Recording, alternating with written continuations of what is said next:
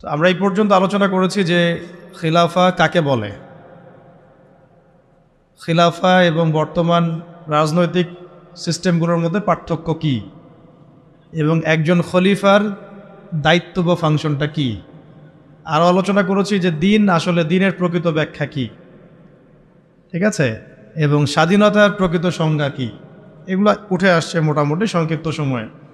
একটা পয়েন্ট আমরা আজ নামাজের আগে আলোচনা করার সুযোগ পাইনি, সেটা হচ্ছে যখন আমরা মেনে নিলাম বা বুঝতে শিখলাম বা বুঝলাম যে দিন ইসলাম পরিপূর্ণ, জীবনের প্রতিটা ক্ষেত্রেই দিন প্রতিষ্ঠা করতে হবে এবং রাজনৈতিক অঙ্গনে খিলাফা প্রতিষ্ঠার কোনো বিকল্প নাই, বাকি যত তন্ত্রমন্ত্র মতবাদগুলো আছে এগুলো আপেক্ষিক, এগুলো আমাদেরকে কখনোই প্রকৃত স্বাধীনতা এবং প্রকৃত সাফল্য দিতে পারবে না। দিলেও এই দুনিয়াতে হয়তো কিছু সামান্য কিছু উপকারিতা দিলেও দিতে পারে কোনো কোনো ক্ষেত্রে, ক্ষেত্র বিশেষে, কিন্তু পরকালে এগুলোর কোনো স্থান নেই। বরং এগুলো কোনো কোনো ক্ষেত্রে ইসলামের সাথে শরিয়ার মানদণ্ডে যদি আমরা বিচার করি কুফর শিরকের পর্যায়ে চলে যেতে পারে।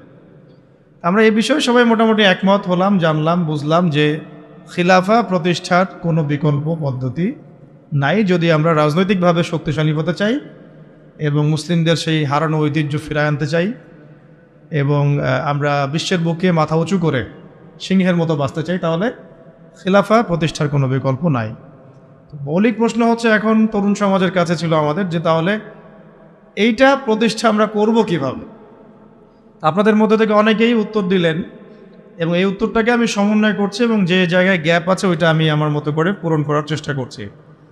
সর্বপ্রথম যে বিষয়টা আমাদের প্রয়োজন সেটা হলো দিনের শরীয়তের, দিন ইসলামের শরীয়তের মোটামুটি একটা গভীর জ্ঞান অর্জন করা, এটা প্রথম কাজ। কারণ দিনই ইলম অর্জন করা ছাড়া দিনের কোনো ক্ষেত্রে আমরা কোনো অবদান রাখতে পারবো। যে বিষয়ে আমার কোনো জ্ঞান নাই সে বিষয়ে আমি কীভাবেই বা জনসচেতনতা তৈরি করতে পারি, আর কীভাবেই বা আমি সেটা নিজে আমল করব, আর কীভাবে প্রতিষ্ঠা হোক, দেখি সম্ভব? সম্ভব না। আমি যদি নামাজ সম্পর্কে আমার জ্ঞানই নাই কিভাবে পড়তে হয়, তাহলে আমি তো নিজেই পড়তে পারবো না ঠিক মতো। তাহলে আমি মসজিদে কিভাবে প্রতিষ্ঠাই বা করবো, কেমন করে ইমামতি করব, আর কেমন করে বা আমি নামাজ দেশেই বা প্রতিষ্ঠা করব? সম্ভব? তাহলে এক নম্বর পয়েন্ট কি আসলো বলেন? দিনী ইলমের গভীরতা অর্জন করার জন্য সচেষ্ট হওয়া, চেষ্টা করা। এর মানে এই না সবাইকে মুফতি হতে হবে, সবাইকেই মুহাদ্দিস হতে হবে, সবাইকেই ফকিহ হতে হবে, এটা জরুরিও না এবং সম্ভবও না। এটা কি না? জরুরিও না এবং আসলে সম্ভবও না। নির্দিষ্ট একটা শ্রেণীর মানুষ ফকিহ হন, নির্দিষ্ট একটা শ্রেণীর মানুষ মুহাদ্দিস হন, মুফতি হন, কিন্তু আমভাবে শরীয়তের যে ফরজিয়াতের জ্ঞান এটা আমাদের সবাইকে অর্জন করতে হবে। তলাবুল ইলমি ফরিদাতুন আলা কুল্লি মুসলিম, এটা হলো ব্যাখ্যা। এই পয়েন্টগুলো একটু লিখে নেবেন বা যখন আমরা ইনশাআল্লাহ এটা প্রচার করব তখন যেন লিখিত আকারেও থাকে বিষয়। এক নম্বর পয়েন্ট তাহলে কি, কিভাবে আমরা খিলাফা কায়েম করব? প্রথম কাজ শরীয়তের জ্ঞান অর্জনে সচেষ্ট হওয়া, ঠিক আছে। দ্বিতীয়টা হচ্ছে ওই জ্ঞান অনুযায়ী নিজে আগে আমল করা, ইলম অনুযায়ী নিজে আমল করা। এমন কেউ খলিফা হতে পারবেই না যে নিজে ইসলামের এই ফরজিয়াত, ওয়াজিব, সুন্নাত এগুলো আমল করে না, সে কি খলিফা হতে পারবে? ইসলামে যারা খলিফা, বরেণ্য খলিফা আবু বকর রাদিয়াল্লাহু আনহু, ওমর, ওসমান, আলী, তাদের আমল আর আমাদের সারা, তাদের এক রাতের আমল আর আমাদের সারা জীবনের আমল কখনো এক হবে? বলেন। সাহাবায়ে কেরাম রাদিয়াল্লাহু আনহুম আজমাইন যুদ্ধের মাঠেও মিসওয়াক করা ছাড়তেন না, জিহাদের কাতারে দাঁড়িয়েও কি করতেন না? মিসওয়াক করা ছাড়তেন না। আর আমরা কি করি? আমরা কিছু করলে তার সাথে আবার হারাম কিছু গান লাগাই দিচ্ছি আর কি, যাতে মানুষ গানটাও শুনে ফেলতেছে। সাহাবায়ে কেরাম রাদিয়াল্লাহু আনহুম জিহাদের মাঠেও মিসওয়াক ছাড়তেন না। তাহলে ইলমের সাথে সাথে আমলটা খুব জরুরি বিষয়। আমল না থাকলে ওই তাসকিয়া আসবে না, তাসকিয়া না আসলে তার মধ্যে পরকালীন চেতনাটা অত গাঢ় থাকবে না, এবং আত্মশুদ্ধি ছাড়া কোনো ব্যক্তিকে দিয়ে সমাজ সংস্কার সম্ভব নয়। নবী সাল্লাল্লাহু আলাইহি ওয়াসাল্লামের এই যে এত সাফল্য, তার পিছনে দেখেন অন্যতম একটা কারণ কি, তিনি সবার আগে আমল করে দেখাতেন। আমাদের নবীজি এমন মানুষ ছিলেন না যে আমল করতে খালি বলতেন, বরং নিজে আগে ওটা করে দেখাতেন। কথা ঠিক কিনা? নিজে আমল করে দেখাতেন, বরং অন্যদের চেয়ে বেশি করতেন। তিনি প্রত্যেক রাতে তাহাজ্জুদ পড়তেন। আমাদের উপর প্রত্যেক রাতে তাহাজ্জুদ পড়া ফরজ না, তার উপরে কি ছিল? ফরজ। টানা রোজা রাখতেন, বলতেন যে তোমরা এত টানা রাখতে পারবে না, আল্লাহ পাক আমাকে ঘুমন্ত অবস্থায় খাওয়ান, ঘুমন্ত অবস্থায় পান করান। সুবহানাল্লাহ। তো তিনি আরো বেশি করে দেখাতেন। মানে বোঝাতে যাচ্ছি যে আমলহীন ইলমেরও কোনো মূল্য পাওয়া যাচ্ছে না। আমলবিহীন ইলম আপনার উপকার করতে পারছে না, তাহলে আমলটা বাড়াতে হবে। আল্লাহ পাক আমাদেরকে তৌফিক দান করেন। ফরজগুলো আগে পালন করা, সুন্নতের পাবন্দ হওয়া, মুস্তাহাবগুলো না ছাড়া, চেষ্টা করা না ছাড়ার। 2 3 নাম্বার হচ্ছে, দেখুন 3 নাম্বারটা হচ্ছে নিজের পরিবারটা করা। এই ভাই একজন কথা বলেছেন একটু আগে, এটা নিয়ে একজন, পরিবার গড়ার জন্য সচেষ্ট হওয়া। তবে এটা মনে করবেন না যে পরিবারের সব সদস্যই আপনার মতোই হবে, এমনটা নাও হতে পারে। এটা ক্ষেত্র বিশেষে নাও হতে পারে, হলে আলহামদুলিল্লাহ, নূরুন আলা নূর, কিন্তু নাও হতে পারে। কারণ অনেক ক্ষেত্রে দেখা গেছে যে পরিবারের লোকজন ইসলামের বিপক্ষে অবস্থান নিয়েছে। হয় নাই? নবীর ক্ষেত্রে হয় নাই? আমাদের নবীজির ক্ষেত্রে হয় নাই? আপনারা সিরাত পড়লে তাজ্জিব হয়ে যাবেন যে ইসলামের ইতিহাসে জিহাদের মাঠে সর্বপ্রথম তীর ছুঁড়েছেন যে সাহাবী, মানে প্রথম ফায়ার করেছেন, তীর ছুঁড়েছেন যে সাহাবী, তার নাম সাদ ইবনে আবি ওয়াক্কাস রাদিয়াল্লাহু আনহু। কি নাম? 10 জন সাহাবী জান্নাতে সুসংবাদ প্রাপ্ত, তার মধ্যে একজন। কি নাম বলেন? এটা জানলেন। আবার উহুদের মাঠে যে কয়েকজন কাফের আল্লাহ নবী সাল্লাল্লাহু আলাইহি ওয়াসাল্লামের উপরে আঘাত করেছিল, তার মধ্যে একজন হচ্ছেন উতবা বিন আবি ওয়াক্কাস। কি নাম? আপনারা জানলে আজীব হবেন, তাজিব হবেন, তাজ্জিব হয়ে যাবেন যে উতবা বিন আবি ওয়াক্কাস এই সাদ ইবনে আবি ওয়াক্কাস রাদিয়াল্লাহু আনহুর ভাই। কি বুঝলেন? কি বুঝলেন? একজন 10 জন জান্নাতের সুসংবাদ প্রাপ্ত সাহাবীদের একজন, ইসলামের জন্য প্রথম তীর ছুঁড়েছেন কে? তার ভাই উতবা বিন আবি ওয়াক্কাস। কি করলেন ওদের যুদ্ধে? তাহলে আমরা একটা আইডিওলজি পেলাম যে সবাই এক মতাদর্শের হতে হবে, এটা জরুরি। নিজের পরিবারেই হয়তো হবে না, নিজের স্ত্রীও নাও কথা শুনতে পারে, নিজের সন্তান কথা না শুনতে পারে, নিজের ভাই নাও বুঝতে পারে, আপনার ভাষা হয়তো তারা বুঝবেই না, এমনও হইতে পারে। তাই বলে আমরা তাদের উপর মেহনত করা ছাড়বো না, তাদের জন্য দোয়া করা ছাড়বো না। তাদের জন্য আমরা মেহনত করব, দোয়া করব, বুঝানোর চেষ্টা করব, কিন্তু জরুরি না যে সবাই বুঝবেই। তাহলে পরিবার গড়ার জন্য চেষ্টা করব, কিন্তু এটাও খেয়াল রাখবো যে সবার ভাগ্যে হেদায়েত নসিব নাও হতে পারে। এটা আল্লাহর পক্ষ থেকে আসবে, আল্লাহ পাক যাকে ইচ্ছা তাকে হেদায়েত দিতে পারে। 4 নম্বর পয়েন্টটা হচ্ছে সবার রিজিক হতে হবে হালাল। হারাম রিজিকের ব্যক্তি দিয়ে না হবে দাওয়াত, আর না জিহাদ, না খেলাফ। রিজিকে সুদ, রিজিক নোংরা, ঘুষ, দুর্নীতি, আত্মসাৎ, অন্যের সম্পদ আত্মসাৎ করছেন, নাউযুবিল্লাহ, এই বাজারে মাপে কম দিচ্ছেন, ইত্যাদি ইত্যাদি। তাহলে এই রিজিক খেয়ে কি ইলম অর্জন হবে, আর কি ইবাদত করা হবে, আর কি তাজকিয়া অর্জন হবে, এটা আপনি বুঝতে পারছেন। আর খিলাফত বহু দূরের কথা, তাই না? ওইটা তো চূড়ান্ত একটা স্টেজ, যে একদম বিশ্বের ক্ষমতা, রাজনৈতিক ক্ষমতা হাসিল করা। তাহলে আমাদের সবার রিজিকটাকে হালাল করার চেষ্টা করতে হবে। এখন তো সুদের মাধ্যমে নোবেল পুরস্কার পায় মানুষ, তাই না? এটা তো জাতিগত অবস্থা। তাহলে আপনি রিজিক হালাল কত টাফ বুঝতে পারছেন কিনা, কত কঠিন রিজিক হালাল হওয়া। আমরা পশ্চিমাদের কাছে গ্রহণযোগ্যতার মানদণ্ড বানাচ্ছি কোনো কোনো ক্ষেত্রে, অথচ আমরা ভুলে গেলাম যে সবচেয়ে গ্রহণযোগ্য সে ব্যক্তি যে আল্লাহর কাছে গ্রহণযোগ্য। কি আশ্চর্য! অং সান সুচি নোবেল পুরস্কার পেয়েছিল, মনে আছে আপনাদের? কিসে? পিস, শান্তিতে। যার হাতে আরাকানের বহু মুসলিম এবং অমুসলিম, শুধু মুসলিম না, মুসলিম অমুসলিম বহু মানুষের রক্ত লেগে আছে। কিসে নোবেল পুরস্কার পাইছে সে? এখন যদি আমি এই পুরস্কারের মানদণ্ডে তাকে যাচাই বাছাই করা শুরু করি, তাহলে আপনি একজন জাহেলে মোরাক্কাব, এবং না আপনি দিন বুঝেন না দুনিয়া বুঝেন, না ইহকাল বুঝেন না পরকাল বুঝেন। তো আল্লাহ পাকের কাছে যে মাকবুল সেই মাকবুল, আল্লাহ পাকের কাছে যে গ্রহণযোগ্য সেই গ্রহণযোগ্য। এই গ্রহণযোগ্যতার মানদণ্ড পশ্চিমাদের দর্শন নয়, বরং কোরআন এবং হাদিসের মূলনীতির আলোকে আমাকে বুঝতে হবে যে কে আল্লাহর কাছে গ্রহণযোগ্য হতে পারে। আফসোস এই বিষয়গুলোকে কেন্দ্র করে করতেই হয় যে আমরা এই বিষয়গুলো ভুলেই গেছি। এখন আমাদের চোখ দুনিয়া ছাড়া কিছুই বোঝে না।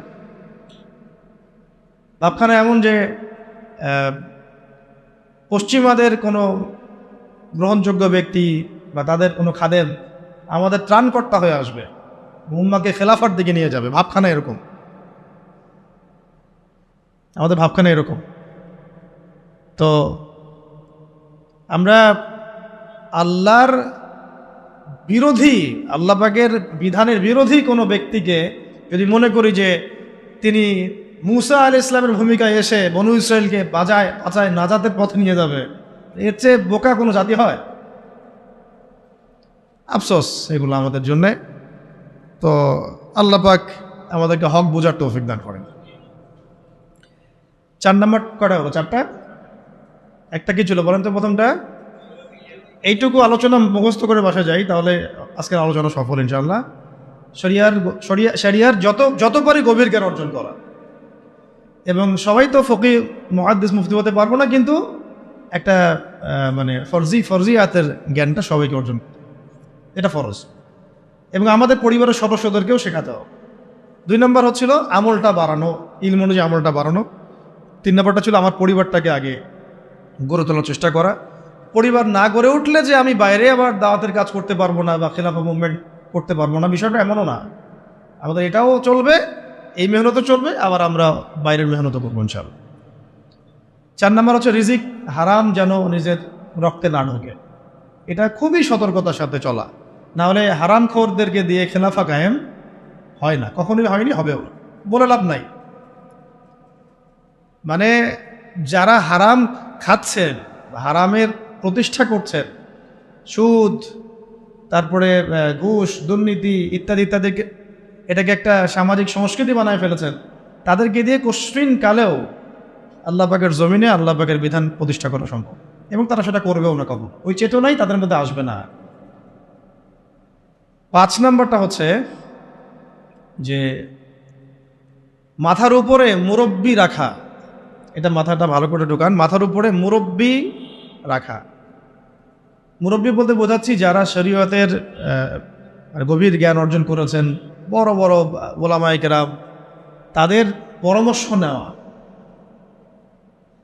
যে নিজেকেই মুরব্বি মনে করে সে পথভ্রষ্ট হইতে তার একদিন সময় লাগবে না।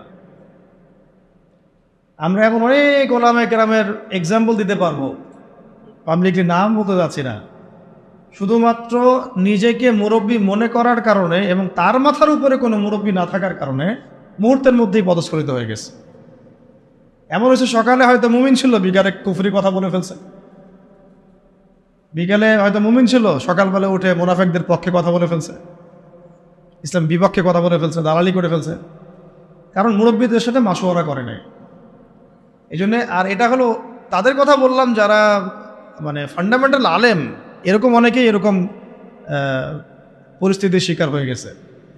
আর আমরা যারা আলেম না, জেনারেল শিক্ষিত মানুষ বা শরিয়াত অত বুঝি না, তারা যদি মুরব্বি মেনে না চলে, আমাদের কি অবস্থা হতে পারে? তো এখন এখানে আমি চলমান প্রেক্ষাপটে একটা খালি আফসোসের কথা বলি। সবাই অনেক কিছুই হলো, অনেক কিছুই হচ্ছে, আবার অনেক কিছু হবে, তাই না? কিন্তু যারা এখানে নেতৃত্ব দিচ্ছেন বা লিডিং রোল প্লে করছেন, তাদের মাথার উপরে কোন কোন মুরব্বীদেরকে তারা রেখেছেন, এইটা আমি জানতে চাই। কোন কোন বরেণ্য বিদগ্ধ ওলামায়ে কেরাম আর মুরব্বীদের সাথে মাশওয়ারা করে আপনারা কাজ করছেন, এটা জানার আমার খুব ইচ্ছা। যদি করেন আলহামদুলিল্লাহ, যদি না করেন তাহলে এটা খুবই গলত একটা কাজ হচ্ছে। উচিত ছিল বরেণ্য ওলামায়ে কেরামদের সাথে পরামর্শ করা। ওলামায়ে কেরাম আপনার ঘরের দরজার সামনে যাবেন না, তো আপনাকে আসতে হবে ওলামায়ে কেরামের দরবারের সামনে। জ্ঞান কারো কাছে হেঁটে হেঁটে যায় না, আপনাকে জ্ঞানের কাছে আসতে হবে। আর বরেণ্য ওলামায়ে কেরাম থেকে ফেসবুকে পাবেন না তো এইভাবে। ফেসবুক ইউটিউবে খালি সার্চ মারলেই তো হবে না যে কাদের ওয়াজ মানুষ বেশি শোনে আর কাকে মানুষ বেশি বড় আলেম মনে করে। নো, আপনাকে দেখতে হবে যে আলেমরা কাকে আলেম মনে করে, আমজনগণ কাকে আলেম মনে করে, এটা বড় কথা না। আমজনগণ যদি আলেম মনে করে ভোটাভুটি হয়, তাহলে আমি তো কালকে প্রেসিডেন্ট হইতেও পারি, আল্লাহ যদি চান। বা আরো অনেকে আছে, আজারি ভাই আছে, আমাদের আরো অনেক ভাই আছে, ভোটাভুটি নিলে তো তারাও ভালোই করবে, খারাপ হবে না, তাই না? জনপ্রিয়তা আছে, এটা সত্য মিথ্যার মানদণ্ড না। এই জনপ্রিয়তা হক আর বাতিলের মানদণ্ড কশ্চিন গেলেও না। আপনারা দেখবেন ওলামায়ে কেরাম কাকে হক মনে করেন, ওলামায়ে কেরাম কার কাছে ইলম নিতে যান, ওলামায়ে কেরাম না কার পিছনে ছুটতেছে, ওইটা আপনি ফলো করুন। সাধারণ আমভাবে মানুষ পঙ্গপালের মতো কাকে ফলো করতেছে, কাকে হিরো মনে করতেছে, কাকে বড় সেলিব্রিটি মনে করতেছে, this is not the big deal. এটা বড় কথা। এটা এটা ভালো হতে পারে, তার জন্য কল্যাণকর হতে পারে, আবার ফিতনাও হতে পারে। ইসলামিক ক্ষেত্রেও, রাজনৈতিক ক্ষেত্রেও এবং সামাজিক ক্ষেত্রেও অনেক বিষয়ের সিদ্ধান্ত গৃহীত হচ্ছে ফেসবুকের মাধ্যমে। ফেসবুকে একটা হাইপ তুলে দেন, দেখা যাবে মানুষ দেখা যাচ্ছে ওইটাকে নিয়ে সারাদিন বসে আছে, ঘুরে ফিরে ওইটা সামনে আসতেছে, এটা নিয়ে সবাই লেখালেখি করতেছে, পরে ওইটার আলোকে একটা সিদ্ধান্ত বাস্তবায়ন হয়ে গেল। সুবহানাল্লাহ, সুবহানাল্লাহ, কি জাহালাত, কি ফিতনা! কেন জাহালাত ফিতনা বলছে? একটা এক্সাম্পল দিলে বুঝবেন, একটা খালি এক্সাম্পল দিব। মনে করেন এটা উমর রাদিয়াল্লাহু আনহুর শাসন, একটু মনোযোগ ধরে রাখেন। কার শাসন? উমর রাদিয়াল্লাহু আনহুর শাসনে যারা জনগণ, তারা সবাই সাহাবী না? তারা আল্লাহর রসুলকে দেখেছেন না? এই দীর্ঘ সময় রসুলের সহবত ছিলেন না? ওই জামানার একজন ব্যক্তি কি এখনকার সব মানুষের চেয়ে উত্তম না? বুঝলেন কথা? কিন্তু উমর রাদিয়াল্লাহু আনহু সমস্ত সাহাবীদের সাথে এই তথাকথিত গণতান্ত্রিক পদ্ধতিতে মাশওয়ারা করতেন না। মাশওয়ারা করার জন্য ওই সাহাবীদের মধ্যেও বাছাইকৃত একটা প্যানেল ছিল তার, যেটাকে বলা হতো মজলিসে শুরা। কি বলা হতো? মজলিসে শুরা। তার মধ্যে বড় বড় বরেণ্য সাহাবী ছিলেন, আলী রাদিয়াল্লাহু আনহু ছিলেন, উসমান রাদিয়াল্লাহু আনহু ছিলেন, তালহা রাদিয়াল্লাহু আনহু ছিলেন, আব্দুর রহমান বিন আউফ ছিলেন রাদিয়াল্লাহু আনহু, আর কে জুবাইর ইবনে আওয়াম রাদিয়াল্লাহু আনহু ছিলেন। এরকম প্রায় 10 জন 15 জন সাহাবীর একটা প্যানেল ছিল। দেখেন, সাহাবীদের যুগেও তিনি বাছাইকৃত মানুষদের সাথে মাশওয়ারা করে সিদ্ধান্ত নিতেন। আমি কি পয়েন্ট বোঝাতে পারছি? সাহাবীদের যুগেও তিনি বাছাইকৃত সাহাবীদের সাথে মাশওয়ারা করে সিদ্ধান্ত নিয়ে রাষ্ট্র পরিচালনা করতেন। আর আমরা ফেসবুকের হাইপ থেকে সিদ্ধান্ত নেই। ফেসবুকে কাকে মানুষ হিরো মনে করছে, কাকে কার ভিউজ বেশি, কার ফলোয়ার্স বেশি, কে কোন হাইপে চলছে ইত্যাদি। আউযুবিল্লাহি মিন যালিক। এই হাইপের খপ্পরে পড়লে সবসময় সিদ্ধান্ত সঠিক হবে না, বেশিরভাগ ক্ষেত্রে ভুলও হইতে পারে। অমুক ইসলামিক সংগঠনের আমির কে হবে, এটার ফয়সালা হচ্ছে ফেসবুকে। আর ফেসবুক তো ইউজ করতেছে সবাই, মানুষ, জিন, ইনসান, গরু, ছাগল, হাঁস, মুরগি সবগুলো। যেদিন বুঝে না যে আলেম না, যে কোরআন পড়তে পারে, যে পারে না, সবাই ইউজ করতেছে, সবাই মতামত দিচ্ছে। আর সবার মতামত সামনে যখন আসতেছে, একটা বিশৃঙ্খল অবস্থা। একটা এক্সাম্পল দিলাম, উমর রাদিয়াল্লাহু আনহু সমস্ত সাহাবীদের মধ্যে থেকে বাছাইকৃত সাহাবীদেরকে নিয়ে মজলিসে শুরার মধ্য দিয়ে সিদ্ধান্ত নিয়ে রাষ্ট্র চালিয়েছেন বলেই তো ওই যুগটাকে বলি আমরা সোনালী যুগ। ওই জামানায় যদি ফেসবুক থাকতো তাহলে অবস্থা খারাপ ছিল। সলফে সালেহিনদের যুগে এই ফিতনাটা আসে নাই বলে তাদের চরিত্র আল্লাহ পাক হেফাজত করেছে। এখনকার যুগে যদি আবু হানিফা রাহিমাহুল্লাহ বয়ান করা শুরু করে, তার বয়ানের যে কত ভুল মানুষ ধরা শুরু করবে আল্লাহই ভালো জানেন ফেসবুকে। যাই হোক, ওইটা আলাদা ইস্যু, আমি ওইদিকে আর গভীর করছি না। তা আমি বলতে চাচ্ছিলাম যে মাথার উপরে কি রাখা ভাই? বরেণ্য ওলামায়ে কেরামদের মুরব্বীদের একটা প্যানেল রাখা, অন্তত 5 জন 10 জন, যতজন পারেন আপনি, অন্তত একজন বলবো আমি, অন্তত কয়জন? অন্তত একজন আপনার শায়েখ থাকা উচিত, মুহাক্কিক, হকপন্থী, আলেম শায়েখ থাকা উচিত। এবং তাদেরকে আপনি ফেসবুকে খুঁজে পাবেন জরুরি না, কারণ বরেণ্য ওলামায়ে কেরামদের আমি দেখেছি তাদের 99%ই ফেসবুক ইউজ করে না। তার মানে কি বাংলাদেশে কোনো আলেম নাই? ফেসবুকে ঢুকলে তো আপনি যাদেরকে দেখছেন এরা বাদ দিয়ে কি বাংলাদেশে কোনো আলেম নাই? মুহাক্কিক ওলামায়ে কেরাম যারা যারা আল্লাহর ওলি টাইপের মানুষ, তাদের কারোরই ফেসবুক অ্যাকাউন্ট নাই। আমি কারো ফেসবুক অ্যাকাউন্ট দেখিনি তাদের। তাহলে আমরা কিসের মানদণ্ডে কি ফয়সালা করতেছি আসলে? এখন এই মানুষগুলো কি আমার দরজায় হেঁটে হেঁটে আসবেন, না আমাদেরকে তাদের কাছে যেতে হবে?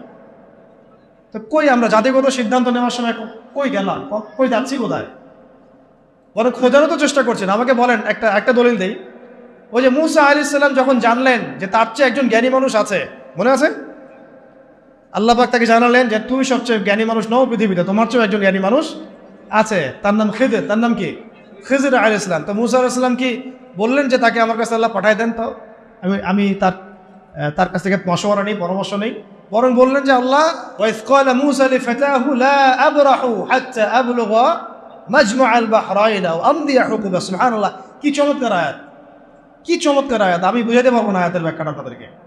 যখন মুসা আলাইহিস সালাম জানলেন যে তার চেয়েও একজন জ্ঞানী মানুষ, মুহাক্কিক একজন মানুষ আছেন, আল্লাহর ওলি আছেন, হ্যাঁ, তখন তিনি বললেন ওয়াইজ ক্বালা মুসা বলল লিফাতাহু, তার সাথে একজন যুবক ছেলে ছিলেন, ইউশা বিন নুন। তো তাকে বললেন যে লা আবরাহু, আমরা ক্লান্ত হব না, ক্ষান্ত হব না, হাত্তা আবলুগা মাজমাআল বাহরাইন, যতক্ষণ আমরা দুই সাগরের মিলনস্থলে পৌঁছাচ্ছি। আও আমদিয়া হুকুবা, না পৌঁছাতে যদি যুগ যুগ লেগে যায় আমি হাঁটবো, তবুও আমি তাকে চাই। সুবহানাল্লাহ, সুবহানাল্লাহ। আল্লাহ পাক বলেছিলেন যে তাকে পাবা দুই সাগরের মিলনস্থলে। কোথায় পাবা? দুই সাগরের মিলনস্থলে, মাজমাউল বাহরাইন। মুসা আলাইহিস সালাম বলেন যুগ যুগ যদি হাঁটতেও হয়, হুকুবা শব্দ শোনেন নাই? 80 হুকবা জাহান্নামে থাকতে হবে নামাজ না পড়লে। হুকবা মানে একটা লম্বা সময় বোঝানো হয়। প্রয়োজনে আমি যুগ যুগ চলতে থাকবো, তবুও ওই মানুষের সহবত আমি চাই, ক্ষান্ত আমি হব না। সাথে নিলেন একজনকে, চলো। এই যে হাঁটা শুরু করলেন, চলতে চলতে চলতে চলতে কত বছর হাঁটতে হয়েছে আল্লাহ ভালো যায়। ওই সময় তো আর ফ্লাইট ছিল না যে একেবারে ল্যান্ড করে ফেললাম। হ্যাঁ, তো এখানে দেখেন একটা বিষয় খেয়াল করে যে জ্ঞানের কাছে যেতে হয়েছে, জ্ঞান হেঁটে হেঁটে তার কাছে আসে নাই। তাই আমাদের এই খিলাফা কনসেপ্টের জন্য অবশ্যই বরেণ্য ওলামায়ে কেরামদের সহবত এবং মাথার উপরে এই মুরব্বীদের পরামর্শ মশওয়ারাও লাগবে। নিজেকে যদি মুরব্বী মনে করা শুরু করি, তখন পদস্খলন হতে সময় লাগবে না। আমাদের অনেক বড় বড় ইসলামিক ব্যক্তিত্ব এবং সেলিব্রিটি এভাবে পদস্খলিত হয়ে গেছে অলরেডি, শুধু মুরব্বীদের সহবত না থাকার কারণে। নিজেকে মুরব্বী মনে করার কারণে যে আমি মুরব্বী, আমার কোনো সহবতের দরকার নেই। অথচ প্রত্যেক বরেণ্য মুরব্বীও আমরা যাদেরকে চিনি, তারাও মাথার উপরে মুরব্বী রেখে চলেন। সুবহান, তাদেরও মুরব্বী আছে। এটা একটা সিলসিলা, সিনাই এটা চলে আসতেছে একদম সাহাবীদের যুগ থেকে, রাসূলের যুগ থেকে। তাই 5 নম্বর পয়েন্টটা হচ্ছে আমাদেরকে কি করতে হবে ভাই? ওলামায়ে কেরামের সহবত লাগবে এবং মাথার উপর মুরব্বী রাখতে হবে। কমপক্ষে কয়জন? কমপক্ষে একজনের। এটা আপনি সিলেক্ট করবেন কিভাবে? ফেসবুক থেকে দেখবেন ওলামায়ে কেরামগণ কাকে বড় মুহাক্কিক আলেম মনে করেন, এইভাবে সিলেক্ট করবেন, না খুঁজে বের করবেন। এবং তাদের সংখ্যা 1 জন হতে পারে, 10 জন হতে পারে, 100 জন হতে পারে। আমাদের মশওয়ারার এই সুন্নতটাকে চালু করতে হবে। কয়টা হলো? 5টা। আচ্ছা, 6 নম্বরটা হচ্ছে যে আমাদের সবাইকে সিরাতুন নবী সাল্লাল্লাহু আলাইহি ওয়াসাল্লাম পড়তে হবে। কি পড়তে হবে ভাই? এক ভাই বলেছিলেন ওই কথাটা মাঝখানে, যে খেলাফার প্রতিষ্ঠা করা কি একটা ইবাদত নাকি দুনিয়াবি কাজ? বলেন তো, বলেন। আর ইবাদত যদি হয় তাহলে এর তরিকা কার কাছ থেকে নিতে হবে? রাসূলুল্লাহ সাল্লাল্লাহু আলাইহি ওয়াসাল্লামের সুন্নাত থেকে, সিরাত থেকে। তাহলে আমরা যদি সিরাতের চর্চা না করি, সিরাত না পড়ি, না বুঝি, তাহলে আমরা এই খেলাফা প্রতিষ্ঠার পথে গেলেও ভুল করে ফেলতে পারি। নবীর তরিকা বাদ দিয়ে অন্য তরিকা কি আমল কবুল হবে? মনে হয় আপনাদের সাফল্য আসবে না। আচ্ছা, এটা মাথায় রাখেন। আচ্ছা, 7 নম্বর হচ্ছে, এটাও বলেছেন এক ভাই, যে আমাদের সবাইকে ঐক্যবদ্ধভাবে সিদ্ধান্ত নিয়ে একজনকে আমির নিযুক্ত করতে হবে। কি করতে হবে? আমির তো নিজে বলবে না যে ভাই আমি আসো তোমরা আমার দলে, সে বলবে। যারা বুঝবান তাদের উচিত হবে উদ্যোগ নিয়ে খিলাফা প্রতিষ্ঠার সংগ্রামে বা এই মুভমেন্টে কোনো একজন ভাইকে বা কোনো একজন আলেমকে, কোনো একজন বরেণ্য ব্যক্তিত্বকে আমির হিসেবে নির্ধারণ করা। এই কাজটা কাদের দায়িত্ব তাহলে? এটা আপনাদের দায়িত্ব। ওলামা একরামদের সাথে বসা, তাদের সাথে মশওয়ারা করা, কাকে করা যায় এটা নিয়ে একটা মুভমেন্ট করা, এটা আপনাদের দায়িত্ব। নেতা ছাড়া কোনো যুদ্ধ হয়, নেতা ছাড়া কোনো মুভমেন্ট হয়? আর সবাই যদি নিজেকে নেতা মনে করা শুরু করে তাহলে হবে? আর নেতা কয়জন হবে? 10 জন 20 জন না একজন? একটা মুভমেন্ট তখন সফল হবে যখন সেখানে একজন বরেণ্য আল্লাহর কাছে কবুল একজন বান্দা, যিনি দায়িত্ব চেয়ে নিচ্ছেন না, চাচ্ছেন না যে আমাকে আমির করো, আমাকে আমির করো, বরং মানুষ বুঝে শুনে তাকে আমির করছে। এরকম কোনো মানুষ যখন বিচক্ষণ বিদগ্ধ একজন আমির থাকবে মাথার উপরে, তখন এই মুভমেন্টটা সফল হবে। এটা হলো আমাদের কাজ। তাহলে আমির একটা বড় বিষয়। কারণ দেখুন, সাহাবীরা একজন নেতার অধীনে নেতৃত্বে চলেছে, তাই না? সাহাবীর যুগের পরে আবু বকর রাদিয়াল্লাহু আনহুর সময় কে আমির ছিল? একজন। কয়জন? নাকি উমর রাদিয়াল্লাহু আনহু আমির, বাকিরা কি সবাই আমির? সবাই কি আলাদা আলাদা আমির? একজন আমির ছিলেন, তিনি আবু বকর রাদিয়াল্লাহু আনহু। তারপরে উমর রাদিয়াল্লাহু আনহুর সময় কি একজন আমির না 10 জন আমির? উসমান রাদিয়াল্লাহু আনহুর সময়, আলী ইবনে আবি তালিবের সময় একজন। কিন্তু আমি একটা এক্সাম্পল দিয়ে বুঝালাম যে আমির যখন একজন থাকে তখন সমাজের শৃঙ্খলা বজায়। 10 জন ইমারতের দায়িত্ব যদি দাবি করে আমিও আমির, তুমি অমুক আমির, তুমি তমুক আমির, তাহলে বিশৃঙ্খলা সৃষ্টি হবে, তখন খিলাফা মুভমেন্টটা পড়ে যাবে। 8 নম্বর হচ্ছে আমিরের হাতে বায়াত জরুরি। কি জরুরি? আমিরের হাতে হাত রেখে বায়াত নেওয়া জরুরি, শরিয়াতের, তাজকিয়ার এবং জিহাদের এবং খেলাফার। বায়াতবিহীন কোনো ইমারত দাঁড়াতে পারবে না। কেন? কারণ আমরা যখন বরেণ্য ওস্তাদদের কাছে, মুরব্বীদের কাছে বায়াত করি, তখন কোনো ব্যবসা শুরু করার আগেও তার সাথে পরামর্শ করি যে আমি এটা করতে যাচ্ছি, ওস্তাদ কেমন হবে, ভালো না, বা আমি এটা শুরু করতে যাচ্ছি, আপনার মশওয়ারা যাচ্ছি, এই পরিস্থিতিতে আমাদের কি করা উচিত, একটু মশওয়ারা যাচ্ছি। প্রত্যেকটা বিষয় তখন সে আমিরের উপর আমরা মশওয়ারা করেছিলেন। আর যখন আপনি বায়াতবিহীন, তখন আপনি যা ইচ্ছা তাই করতে পারেন, কারণ আপনি তো আনুগত্য করেননি আমার, বা আপনি তো সেই আমিরের আনুগত্য করেননি। তার কাছে আল্লাহ পাককে সাক্ষী রেখে তো আপনি তার হাতে হাত রেখে প্রতিশ্রুতি দেন নাই যে আমি আপনাদের সাথে আছি, আল্লাহর জন্য আমি আপনার এই মুভমেন্টে আছি এবং ইনশাআল্লাহ আমি এর জন্য আমার জানমাল ব্যয় করবো। আপনি তো কোনো প্রতিশ্রুতিই দেন নাই, তাহলে আপনার দ্বারা গাদ্দারি হবে না, এর কোনো নিশ্চয়তা আছে? কোনো নিশ্চয়তা আছে? এই সুন্নত উঠে গেছে সমাজ থেকে। এটা শুধু এক শ্রেণীর আমরা ওই যে পীর মুরিদি সিলসিলার মধ্যে রেখে দিয়েছি, কিন্তু এটা যে রাষ্ট্রীয়ভাবেও প্রযোজ্য ছিল, একটা আন্দোলনের ক্ষেত্রে প্রযোজ্য ছিল, একটা মুভমেন্টের ক্ষেত্রে প্রযোজ্য ছিল, জিহাদের ক্ষেত্রে প্রযোজ্য ছিল, এটা আমরা বুঝে গেছি।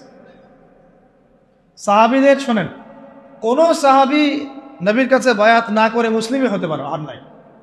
যেই মুসলিম হয়েছেন হাতে হাত রেখে বায়াত করেছেন, করেন নাই ইসলামের বায়াত। তারপরে যখনই নবী সাল্লাল্লাহু আলাইহি ওয়াসাল্লাম কাউকে কোনো সারিয়া অভিযানে পাঠিয়েছেন বা কোনো গাজওয়ায় পাঠিয়েছেন বা উনি নিজেও গিয়েছেন, তখন সবার আগে জিহাদের বায়াত হয়েছে। এমনকি ওই হুদায়বিয়ার সন্ধির সময়ও যখন খবর ছড়িয়ে পড়লো ওসমান রাদিয়াল্লাহু আনহুকে হত্যা করা হয়েছে, ওইখানেও ওই গাছের নিচে বায়াত হয়েছে যে আমাদের হাতে অস্ত্র নাই, তাতে কি তবু ওসমানকে ছাড়াই নিয়ে আসবো, না হলে যুদ্ধ হবে। বায়াতবিহীন কোনো জিহাদ হয় না, মনে রাখবেন। বায়াতবিহীন কি হয় না? একা একা আপনি কিছুই করতে পারবেন না। একটা জামা, ইমারা, আমির, সামউ ওয়া তাআ এবং বায়আ ছাড়া মুভমেন্টগুলো হয় না। এই জন্যই ওই পর্যায়ে পর্যন্ত যেতে পারছি না আমরা। আর যারা দেখেন ওই পশ্চিমা শক্তির মোড়ল, নাম না হয় নাই বললাম, ওই রাষ্ট্রের নামও নিতে ইচ্ছা করে না আমার, তাদেরকে যে পিটিএ বের করছে খোরাসান থেকে, 20 বছর ধরে মাইট দিছে, তাদের মধ্যে এই সুন্নতগুলো ছিল। আমির ছিলেন, ইমারা ছিল, জামা ছিল, ঐক্য ছিল, বায়াত ছিল। এইটা আমাদের মধ্যে উঠে গেছে, এটা জরুরি। বায়াত কটা হতো? ওটা আমির লাগবে, বায়াত লাগবে এবং অনুসারী লাগবে। 9 নম্বর কি লাগবে? অনুসারী লাগবে। অনুসারীদের কর্তব্য হচ্ছে সামি'না আতা'না, সামি'না আতা'না, শুনলাম মানলাম, শুনলাম মানলাম। হ্যাঁ, যদি আমিরের মধ্যে এমন কিছু দেখা যায় যে সে সরাসরি কোরআন সুন্নাহর বিরোধী কোনো কাজ করছে, তখন আপনার ওই কথার উপর কোনো ইয়া নাই, আপনাকে শুনতে হবে না, মানতে হবে না, তখন এটা নাই। যেমন আবু বকর রাদিয়াল্লাহু আনহু যখন খলিফা হয়েছেন, আপনারা একটু এটা গুগলও সার্চ করলেও পাবেন, কিতাব না করলেও গুগলও পাবেন। যখন তিনি খলিফা হয়েছেন তখন জাতির উদ্দেশ্যে একটা ভাষণ দিয়েছেন। কত মিনিটের ভাষণ জানি, কত সেন্টেন্সের ভাষণ? 4 থেকে 5টা সেন্টেন্সের ভাষণ। পুরো জাতির উদ্দেশ্যে ভাষণ দিচ্ছেন খলিফা হওয়ার পরে। কত সেন্টেন্সে? 4 থেকে 5টা বাক্যের ভাষণ। তাহলে কোন জাতি চিন্তা করেন, আর কত মানে বড় আল্লাহর ওলি তিনি এটাও চিন্তা করেন। আবু বকর রাদিয়াল্লাহু বলছেন যে আমি তোমাদের মধ্যে সর্বশ্রেষ্ঠ মানুষ নই, মানে আমি মনে করি না যে আমি তোমাদের মধ্যে সর্বশ্রেষ্ঠ মানুষ, কিন্তু আমাকে তোমাদের মানে আপনাদের পক্ষ থেকে এই দায়িত্ব দেওয়া হয়েছে। 1 নম্বর সেন্টেন্স শেষ।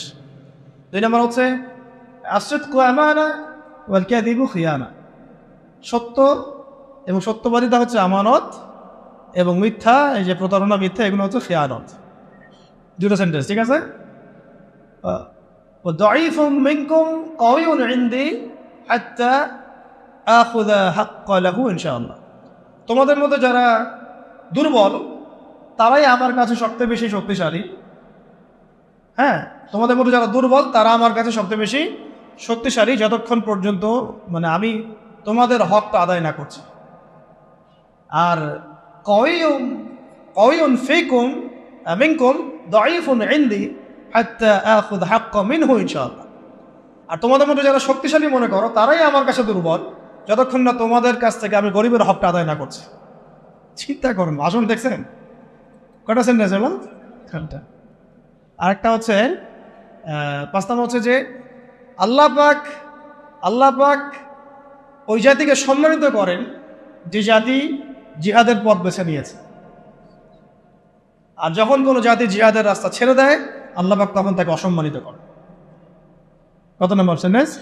5। আর 6 নম্বর একটা সেন্টেন্স ছিল, হ্যাঁ মনে পড়ছে, যে আর কোনো জাতি তখনই ধ্বংস হয় যখন তার মধ্যে অশ্লীলতা ছড়িয়ে পড়ে। কুমু লিস-সালাতি ইয়ারহামুকুমুল্লাহ, সালাতের জন্য দাঁড়াও, আল্লাহ তোমাদের প্রতি রহম করুন। শেষ ভাষণ। জুমার আগে হয়েছে, এটা জুমার নামাজের আগে। এটা বুঝতে পারছেন? তো আমির যেমন লাগবে এরকম অনুসারে ডাকবে। ও আরেকটা কথা মাঝখানে স্কিপ হয়ে গেছে, উনি বলেছিলেন যে আমি তোমাদেরকে যতক্ষণ পর্যন্ত আল্লাহ এবং তার রাসূলের দিকে চালাই ততক্ষণ তোমরা আমার আনুগত্য করো। আমি তোমাদেরকে যতক্ষণ পর্যন্ত আল্লাহ এবং তার রাসূলের দিকে চালাই ততক্ষণ তোমরা আমার কি করবে? আনুগত্য করবে। আর আমি যদি তোমাদেরকে আল্লাহ এবং তার রাসূলের দিকে না চালাই, ঠিক আছে, আমি যদি তোমাদেরকে আল্লাহ এবং তার রাসূলের দিকে না চালাই, তাহলে ফালা তাআতা লি আলাইকুম, আমার উপরে তোমাদের কোনো আনুগত্য নাই। তবে কি সামান্য বিষয়েই যে তার আনুগত্য ছেড়ে দিতে হবে এমন না, তাকে নসিহত করতে হবে, পরামর্শ দিতে হবে, সংশোধনের চেষ্টা করতে হবে, ধৈর্য ধরতে হবে। 10 নম্বর পয়েন্টটা হচ্ছে যে সূরা ভিত্তিক সিদ্ধান্ত নেওয়া। কি করা? মজলিসে সূরা ভিত্তিক সিদ্ধান্ত নেওয়া। একটু আগে একটা কথা বলে এক্সাম্পল দিয়েছিলাম, উমর রাদিয়াল্লাহু আনহু, তার একটা সূরা প্যানেল ছিল না? এই সূরা প্যানেল থেকে সিদ্ধান্ত গৃহীত হতো, তারপর এটা পুরো জনগণের উপরে বাস্তবায়িত। কথা বুঝতে পারছেন? তাই আমাদেরকেও ওইভাবেই প্রত্যেকটা ক্ষেত্রে একটা সূরা কমিটি থাকতে হবে, যারা মাশওয়ারা করে পরামর্শের মধ্য দিয়ে সিদ্ধান্ত নেবে। এটা একটা যেহেতু রাষ্ট্রীয় ব্যাপার, এটা বিভিন্ন স্তরে স্তরে ভাগ হতে পারে। যেমন কেন্দ্রীয় একটা সূরা কমিটি বা সূরা সদস্য, জেলাভিত্তিক সূরা সদস্য, থানাভিত্তিক সূরা সদস্য, এভাবে হয়তো একটা চেইন অফ কমান্ড থাকতে পারে, কিন্তু মূল সূরা থাকবে একটা কেন্দ্রীয়। এখান থেকেই সব কিছু ফয়সালা হচ্ছে। আপনারা কি জানেন যে বর্তমান বিশ্ব যে চলতেছে এই তাগুতি বিধান দিয়ে, শয়তানি বিধান দিয়ে, এরও একটা সূরা পরিষদ আছে? হ্যাঁ, ওটা কি? জাতিসংঘ। হ্যাঁ, এটা ও জাতিসংঘ। চাচা বুঝতে পারছে। অবাক হইলাম। জাতিসংঘ না, জাতিসংঘের সাধারণ পরিষদ না, কিন্তু জাতিসংঘের সিকিউরিটি কাউন্সিল। দুটা ওখানে প্যানেল আছে, কিন্তু একটা সাধারণ পরিষদ, একটা হচ্ছে কি সিকিউরিটি কাউন্সিল। সিকিউরিটি কাউন্সিল থেকে সিদ্ধান্ত গৃহীত হয় যে কি হবে না হবে, কোন খোদায় কি করব। কারণ সব যত শয়তানির গোড়া এখন ওই পশ্চিমার মধ্যে, ওই জায়গাতে তারা এগুলা মাথা কাটায় কি করবে না করবে। কোথায় কি শোনেন, এটা তো কিছুই না, বাংলাদেশ তো ছোট রাষ্ট্র একটা, দুর্বলই বলা যায় বিশ্বের প্রেক্ষাপটে। আরবের 8-10টা রাষ্ট্রকে 2-3 বছর 4 বছরের ব্যবধানে আরব বসন্তের স্লোগান দিয়ে পুরাই চেঞ্জ করে ফেলে দিছে। এটা এমন এক দাজ্জালীয় শক্তি। দাজ্জাল তো মানুষের রূপে আসে নাই, অনুসারী তো ওরা তৈরি করে রেখে দিছে। আপনারা হাদিস পড়েন, আমরাও পড়ি, আগে একভাবে বুঝতাম, যতদিন যাচ্ছে আল্লাহ পাক অন্যভাবে বোঝার তৌফিক দিচ্ছেন আলহামদুলিল্লাহ।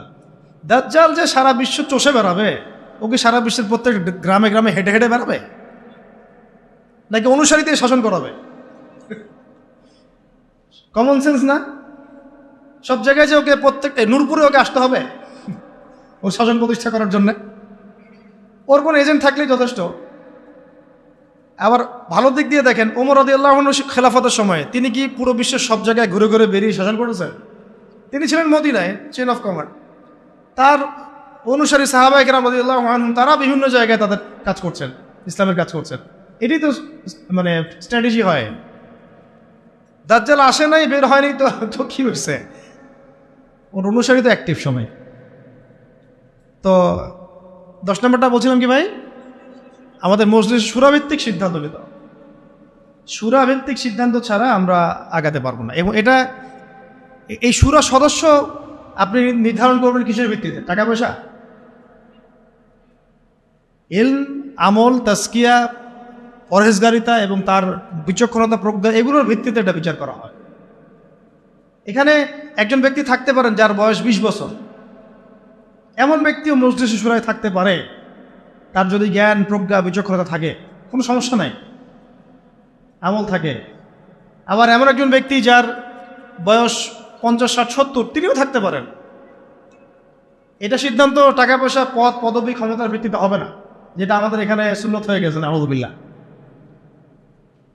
আপনারা কি জানেন, ওমর রাদিয়াল্লাহু আনহু যুগে তিনি একজনকে খুব কাছে রাখতেন, এক সাহাবীকে, যদিও তার বয়স তখন অনেক কম ছিল, মানে কম বলতে মোটামুটি কম ছিল। তার নাম আব্দুল্লাহ বিন আব্বাস রাদিয়াল্লাহু আনহু। আব্দুল্লাহ বিন আব্বাস রাদিয়াল্লাহু আনহু আল্লাহ নবী সাল্লাল্লাহু আলাইহি ওয়াসাল্লামের চাচাতো ভাই। তার বয়স কিন্তু অন্য সাহাবীদের চেয়ে বেশি ছিল না, তিনি তাকে কাছে রাখতেন। কারণ কি জানেন? কারণ নবীজি সাল্লাল্লাহু আলাইহি ওয়াসাল্লাম তারই চাচাতো ভাইয়ের বুকে মাথায় হাত রেখে একটা দোয়া করে দিয়েছিলেন।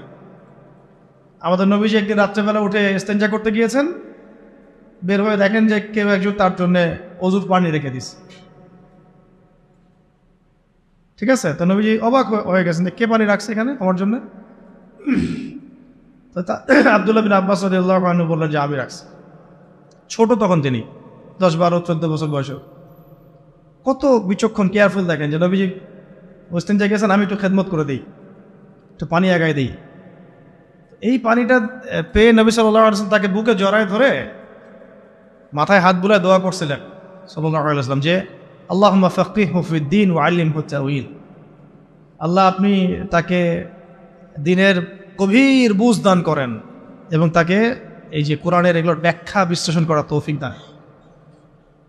তিনি হয়েছেন পরবর্তীতে রাইসুল মুফাসসিরিন, সমস্ত মুফাসসিরদের সর্দার যাদেরকে বলা হয় তার মধ্যে একজন হচ্ছেন আব্দুল্লাহ বিন আব্বাস রাদিয়াল্লাহু।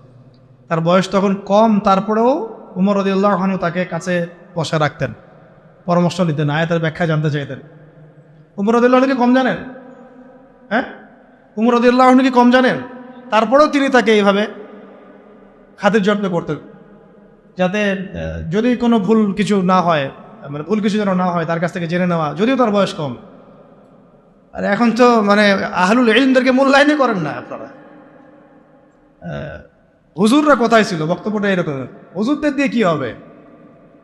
হুজুরদের সাথে এসবের কি সম্পর্ক? রাজনীতির সাথে হুজুরের কি সম্পর্ক?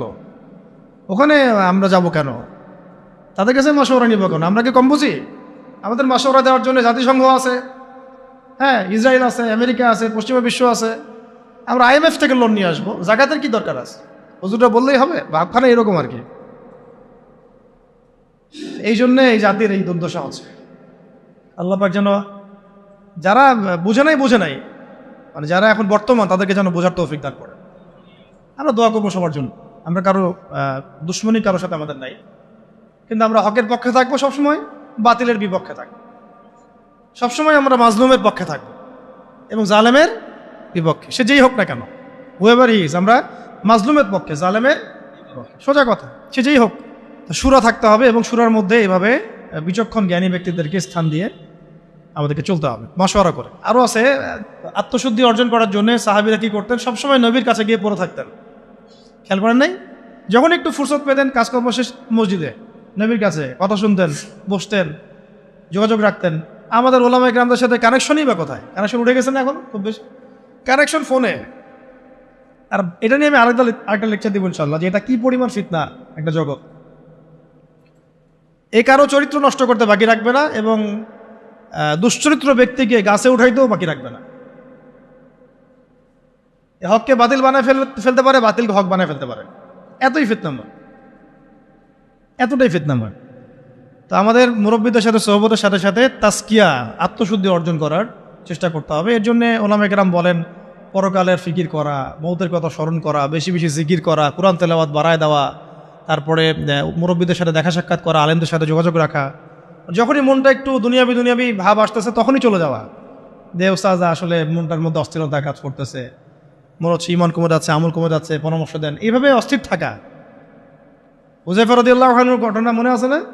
উনি মনে করছিলেন যে একদিন আমি কি মুনাফিক হয়ে গেলাম কিনা, আল্লাহ নবীর কাছে গিয়ে বসলে জান্নাত জাহান্নাম মনে হয় চোখে দেখতেছি, বাসায় গেলে মনে হয় যে দুনিয়ার কাছে ঢুকে গেছে।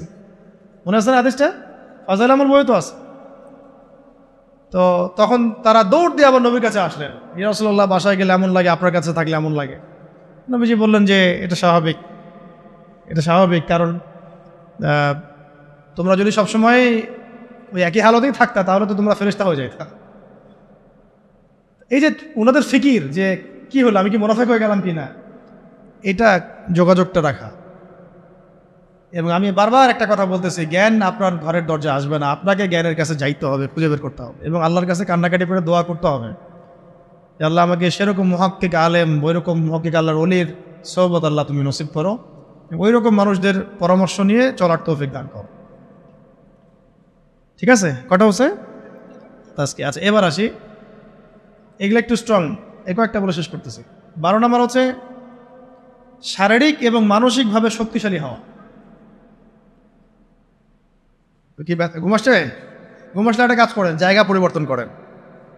এটা কিন্তু ঘুম চলে যাওয়ার একটা সুন্নাত, জায়গা পরিবর্তন করলে ঘুম চলে যাবে। 12 না, এটা শারীরিক মানসিক দুই দিক থেকেই শক্তিশালী হওয়ার চেষ্টা করা। কারণ ইসলামের সুন্নত এটা নয় যে আমি গিয়ে মায়ের খাবো। জিহাদের মাঠে সাহাবীরা কখনো এই উদ্দেশ্যে যান নাই যে গেছি আমাকে মারো আমি শহীদ হয়ে যাবো, এইভাবে যান নাই তারা কখনো। বরং গিয়েছেন এই উদ্দেশ্যে যে আমি কাফেরের গর্দান উড়াই দিব। এবং সেই প্রস্তুতি, সেই প্রিপারেশন, সেই ফিজিক্যাল স্ট্রেংথ, তার প্রশিক্ষণ, এদাত, এগুলো তাদের ছিল। ওইটা এমন যুগ ছিল যখন প্রত্যেক ঘরে ঘরে জন্ম থেকেই মানুষ এগুলো শিখত। তীর নিক্ষেপ করা, তরোয়াল চালানো, কুস্তি ইত্যাদি ইত্যাদি, এগুলো ছোটবেলা থেকেই মানুষ এগুলো শিখত। এখন তো এটা মানে সব ঘরে ঘরে নাই, আলাদা করে আমরা প্রশাসনিক বাহিনী তৈরি করেছে। এটা হচ্ছে জনগণকে নিরস্ত্রীকরণ করে দেওয়ার একটা প্রক্রিয়া। কিন্তু যাদেরকে প্রশিক্ষিত করছি তারা আবার পশ্চিমাদের দাসত্ব করতেছে, ওদের সেবা দশায় বসে আছে। একটা জাতিসংঘের মিশনকে তারা মনে করতেছে জান্নাতের টিকিট পেয়ে গেছে। নাউযুবিল্লাহি মিন যালিক, তাই না? একটা মিশনের জন্য আপনি কোনো ক্ষেত্রে মুজাহিদ ভাইয়ের বুকে গুলি চালাই দিচ্ছেন। আল্লাহ পাক আপনাদেরকে বোঝার তৌফিক দান করেন। এটাকে এদাআত বলে, শরীয়তের ভাষায় কি বলে? এদাআত মানে হচ্ছে মানে শারীরিক মানসিকভাবে শক্তিশালী হওয়ার চেষ্টা করা। অ্যাটলিস্ট আপনার ফিজিক্যাল এক্সারসাইজগুলো করা, মার্শাল আর্টস শেখা, বা তারপরে সেলফ ডিফেন্স শেখা। এখন তো আর ওই পরিবেশ নাই যে সবাই ওইসব অস্ত্র চালানো শিখতে পারবে, এটা তো সবার ক্ষেত্রে প্রযোজ্য হচ্ছে না। কিন্তু অ্যাটলিস্ট মেন্টালি এবং ফিজিক্যালি স্ট্রং থাকার চেষ্টা করো। কারণ এটা সুন্নত নয় যে আমি গিয়ে মায়ের খেয়ে চলে আসবো। সাহাবেরা এই উদ্দেশ্যে জিহাদের মাঠে যান নাই, বরং গিয়েছেন কোন উদ্দেশ্যে? যে আমি মারবো, যদি আল্লাহ পাক আমার ওখানে শাহাদাত দিকে রাখেন তাহলে সেখানে আমার শাহাদাত হবে না। 313 জন নিয়ে যখন আমরা 1500 জনকে হারাচ্ছি, তার মানে কি বুঝতে পারতেছে? তারা কি ফিজিক্যালি এবং সামরিক দিক থেকে দুর্বল ছিলেন? আলী রাদিয়াল্লাহু আনহু একাই তিনি 10-20 জনের জন্য যথেষ্ট ছিলেন। উমর ইবনে খাত্তাব একাই 10 জনের জন্য যথেষ্ট ছিলেন। হামজা রাদিয়াল্লাহু আনহু যেহেতু শাহাদাত বরণ করেছেন উহুদের দিন, ওই দিনও তিনি এমনভাবে যুদ্ধ করেছেন যে তাকে হত্যা করেছিল ওই দিন, তার নাম ওয়াহশী। নাম কি মনে আছে? ওয়াহশি তাকে চুক্তি করা হয়েছিল যে যদি তুমি শুধু দূর থেকে তাকে বল্লম নিক্ষেপ করে হত্যা করবে, এতটুকুই তোমার কাজ, তোমাকে মুক্ত করে দেওয়া হবে। আমরা বলবো রাদিয়াল্লাহু আনহু, কারণ তিনি পরবর্তী ইসলাম কবুল করেছিলেন। এবং এই ওয়াহশি রাদিয়াল্লাহু আনহুর হাতে আবার মুসাইলামা কাযযাব মারা গেছে। তারও অবদান এখানে। আল্লাহ পাক তাকে জীবনটা ঘুরাই দিয়েছেন। আল্লাহ পাক তাকদীরের মালিক, দেখেন কিভাবে আল্লাহ পাক জীবন ঘুরাই দেন। বলতে চাচ্ছি যে যেদিন হামজা রাদিয়াল্লাহু আনহুকে এইভাবে শাহাদাত বরণ করতে হয়েছে, শহীদ করা হয়েছে, ওই দিন ওয়াহশি নিজের মুখেই বলেছিল, সিরাতের মধ্যে আছে যে আমি অনেকবার চেষ্টা করছিলাম যে কোন দিক থেকে তাকে আক্রমণ করা যায়, কিন্তু তার সামনে যাওয়ার সাহস আমার হচ্ছিল না, কারণ সে সাদা জামা পরে উড়ন্ত বাস পাখির মতো যুদ্ধ করতেছে, সামনেই কেউ যাইতে পারতেছিল না। হামজা রাদিয়াল্লাহু আনহু এত বড় বীর ছিলেন। পরবর্তীতে তিনি বলেন যে আমি পাথরের আড়ালে লুকিয়েছিলাম, পিছন দিক থেকে আমি তাকে দূর থেকে বর্ষা নিক্ষেপ করেছিলাম, যেটা তার নাভির নিচ দিয়ে এদিক দিয়ে বের হয়ে গেছিল। বর্ষা ঢুকে যাওয়ার পরেও ওয়াহশি বলছেন, পরেও তিনি ঘুরে আমাকে আক্রমণ করার জন্য চেষ্টা করছিলেন, কিন্তু তাকে সময় তার সাথী দেয় না, সময় তাকে সাথ দেয়, পড়ে গেছেন। তো মানে যখন বর্ষা ঢুকে গেছে তখনও তিনি তরল উঁচু করে মারার জন্য চেষ্টা করেছিলেন, কিন্তু শেষ মুহূর্তে পারেন। এই ঘটনাটা নিজের মুখে ব্যাখ্যা করেছেন ওয়াহশি। যখন মক্কা বিজয় হয়ে গেছে না, তখন নবী সাল্লাল্লাহু আলাইহি ওয়াসাল্লাম সবাইকে মাফ করে দিয়েছেন, সবাই ইসলাম কবুল করতে আসছে, ওয়াহশিও আসছে। মানে বেলাল রাদিয়াল্লাহু আনহু তাকে ধরে নিয়ে আসছেন, আরে এখন ইসলাম কবুল করো, নাহলে তোমরা করতে পারবা, আর কেউ বাঁচাতে পারবে না তোমাকে। তখন আল্লাহ নবী তাকে জিজ্ঞাসা করেছেন যে কিভাবে হামজাকে হত্যা করেছিলে তুমি, তখন তিনি নিজের মুখে বিবৃতি দিয়েছেন। এটা শুনে নবী সাল্লাল্লাহু আলাইহি ওয়াসাল্লাম নবী হিসেবে বায়াত নিয়েছেন তার ইসলামের জন্যে, কিন্তু আরেকটা স্টেটমেন্ট তিনি দিয়েছিলেন যে যদি তোমার চেহারাটাকে আমার সামনে থেকে দূরে রাখতে পারো তাহলে সেটাই করো। এই কথাগুলো, এ ধরনের কোনো স্টেটমেন্ট যদি আমরা দিই অনলাইনে, মানুষ বলবে অহংকার প্রদর্শন করছে। এগুলো গায়রাত, এগুলো ব্যক্তিত্ব। ইসলামের বীর সেনা হামজাকে তুমি হত্যা করেছো, সে আমার চাচা ছিল, খুব মানে মহব্বতের চাচা, দুধ ভাই।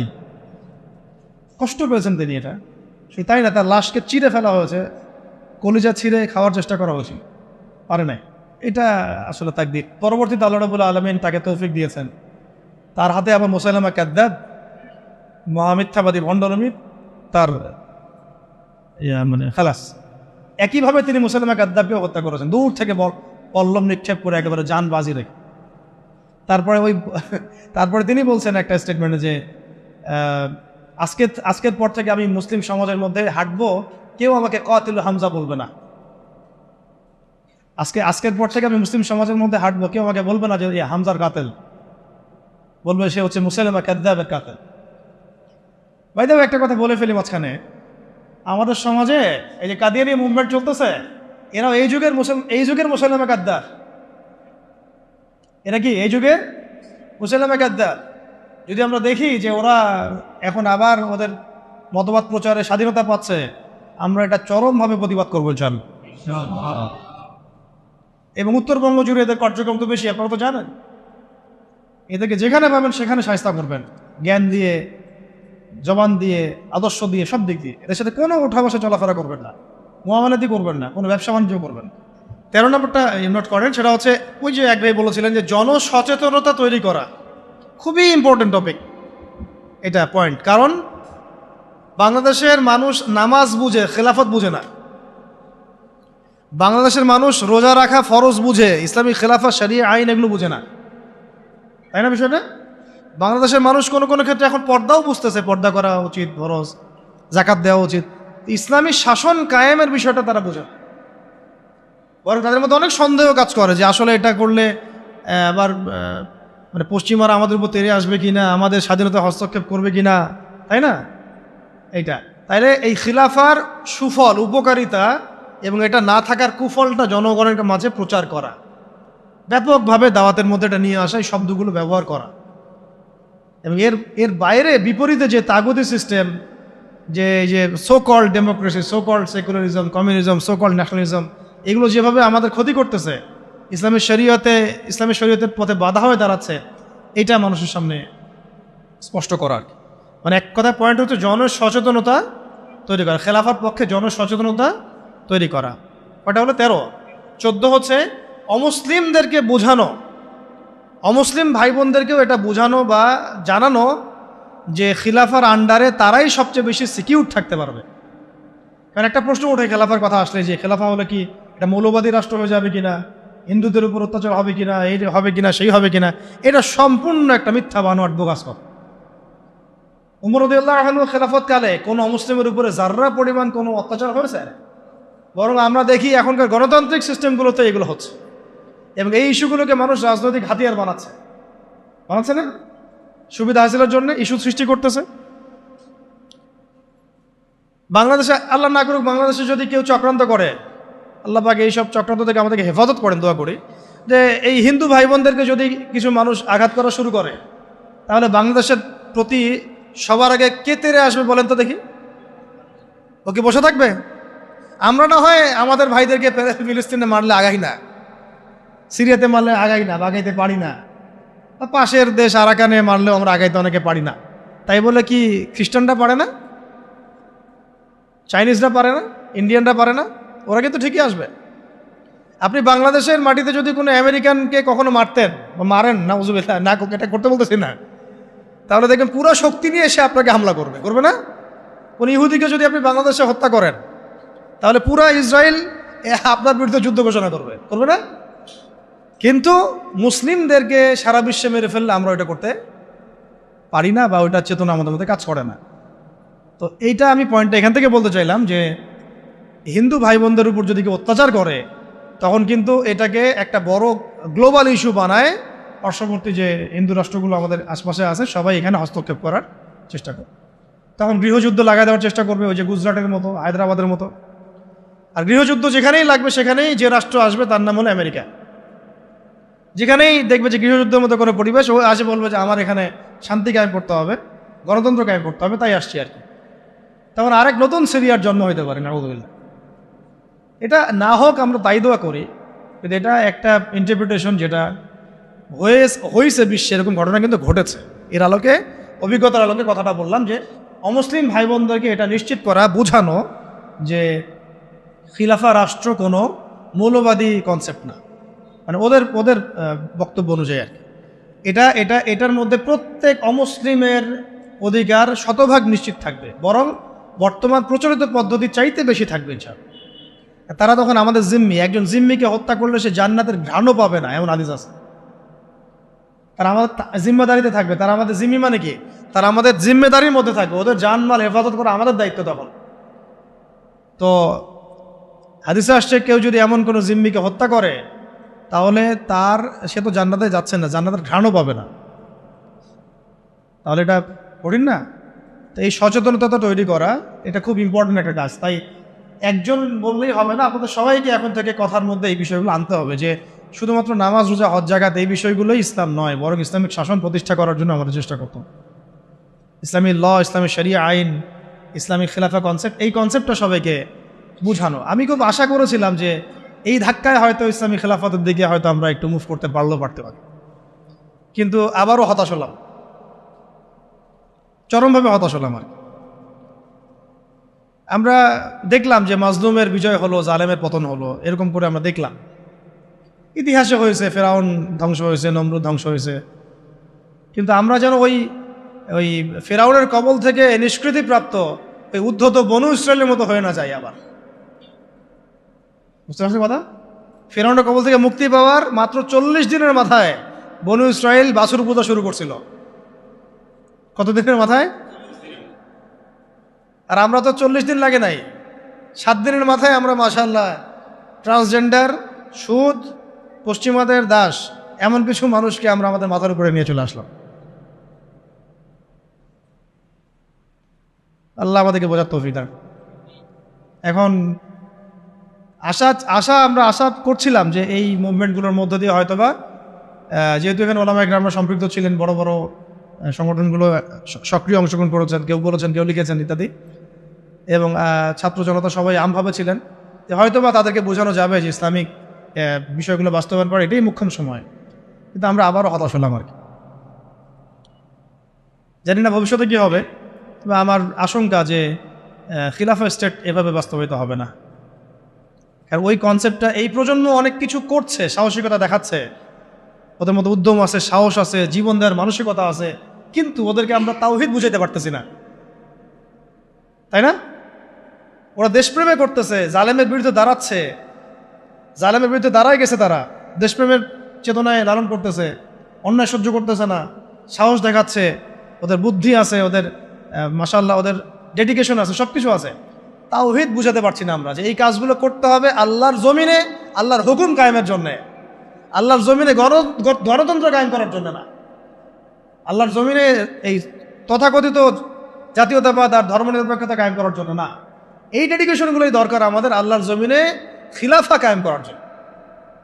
এই মেসেজটা আমরা ইয়াং জেনারেশনকে দিতে চাই বা দেওয়া উচিত। এইটার জন্য আমাদের সবার কথা বলা উচিত, কারণ আমার বিশ্বাস এদেরকে তারা হবে ইনশাআল্লাহ। যা তারা করে দেখিয়েছে আমাদের বিশ্বাস এই জেনারেশনকে দিয়ে হবে ইনশাআল্লাহ সবার। তবে তাদেরকে তো ছোটবেলা থেকে এইসব বোঝানো হয়নি, পড়ানো হয়নি, জানানো হয়নি, তারা তো ওই ধাঁচে বড় হয়ে ওঠে নাই। একটা হাদিস মনে রাখবেন, তাহলে আপনাদেরকে এটা বুঝতে সুবিধা হবে। একজন ব্যক্তি এসে জিজ্ঞাসা করেছিলেন, এই হাদিসটা দিয়ে দিই অনলাইনে, যে ইয়া রাসূলুল্লাহ সাল্লাল্লাহু আলাইহি ওয়াসাল্লাম, কে শহীদ, কে? একজন বলছেন, ইয়া রাসূলুল্লাহ, একজন ব্যক্তি যুদ্ধে গিয়েছে জাতির জন্যে, একজন গিয়েছে বীরত্ব প্রদর্শনের জন্যে, একজন গিয়েছে বাহবা পাওয়ার জন্যে, কে শহীদ? নবীজি বলছেন এক বাক্যে, মান কাতালা লিতাকুনা কালিমাতুল্লাহি হিয়াল উলিয়া ফাহুয়া ফি সাবিলিল্লাহ। যে ব্যক্তি শুধুমাত্র আল্লাহর জমিনে আল্লাহর কালিমার পতাকা সমুন্নত করার জন্য যুদ্ধে গিয়েছে, শহীদ হয়েছে, ওইটাই আল্লাহর রাস্তা, ওইটাই শহীদ। এটা শহীদের সবচেয়ে বড় স্তর। হ্যাঁ, অবশ্যই মাজলুম যারা জালেমের বিরুদ্ধে দাঁড়িয়েছে তারাও ইনশাআল্লাহ শহীদ, ইনশাআল্লাহ তারাও শাহাদাতের মর্যাদা পাবেন ইনশাআল্লাহ। নবীজি হাদিসের মধ্যে এইভাবে বলেছেন, মান কাতালা লিতাকুনা কালিমাতুল্লাহি হিয়াল উলিয়া ফাহুয়া ফি সাবিলিল্লাহ। যে ব্যক্তি আল্লাহর জমিনে আল্লাহ পাকের পতাকাটা, মানে কি পতাকা বলতে এখানে কি বোঝাচ্ছে? শরিয়া, আল্লাহর দ্বীন, খিলাফা, এটা কায়েম করার জন্যে জিহাদ করে, যুদ্ধ করে, অতঃপর শহীদ হয়, এটা হলো আল্লাহর রাস্তায়। অবশ্যই যে কোনো জালেমের বিরুদ্ধে দাঁড়িয়ে যদি শহীদ হয়, সে শহীদ হবে। অত্যাচারী শাসকের সামনে দাঁড়িয়ে যদি হক কথা বলে, তাকে যদি হত্যা করে ফেলে, সেও শহীদ হবে ইনশাআল্লাহ। অনেক স্তর আছে, এটা সর্বোচ্চ স্তর। আর সাহাবীরা কিন্তু এই চেতনাতেই যুদ্ধে গিয়েছেন। সাহাবীরা কি ভাষার জন্য যুদ্ধে গিয়েছিলেন? সাহাবীরা কি মানে কি বলবো, দুনিয়াবি কোনো স্বার্থে যুদ্ধে গিয়েছেন, জিহাদে গিয়েছেন? তারা শুধু আল্লাহর দ্বীন কায়েমের জন্য জিহাদে। অন্য কোনো স্বার্থ ছিল?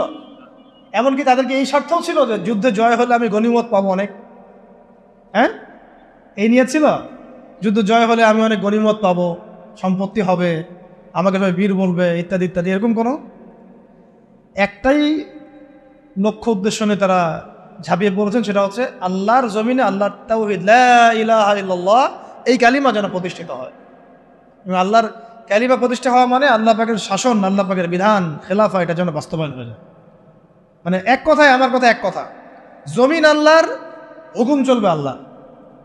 সহজ কথা শেষ। এই জমিন কার? আল্লাহর জমিন, বিধান চলবে কার?